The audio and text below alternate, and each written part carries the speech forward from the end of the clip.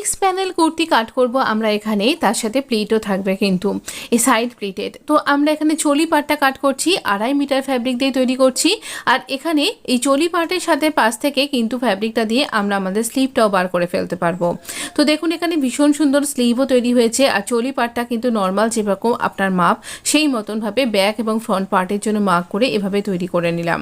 আপনি অ্যাটাচেবল ভিডিওটা অবশ্যই দেখতে ভুলবেন না, সেখানে অনেক কিছু ডিটেলিংয়ের সাথে অনেক টিপসের সাথে আমি শেয়ার করেছি। এবার দেখুন দুটো চলি পার্টের ফোল্ডের সাইড আর এই সাইডে স্কার্টের ফোল্ডের সাইড এখানে 4 ফোল্ড করে নিয়েছি, এইভাবে মার্ক করলাম আর এইভাবে টার্ন করে নেব।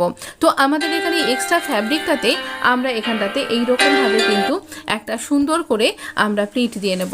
এবার স্লিভটা কাট করার পালা। এই স্লিভটাকে কিন্তু এইরকম করে কাট করে নেব। আর এটা একটা সুন্দর ব্যাগি এবং পাফ স্লিভ, ওপরের দিকে 5 ইঞ্চি করে রাখছি পাফের জন্য। আমি পরের ভিডিওতে স্টিচিংটা দেখাচ্ছি।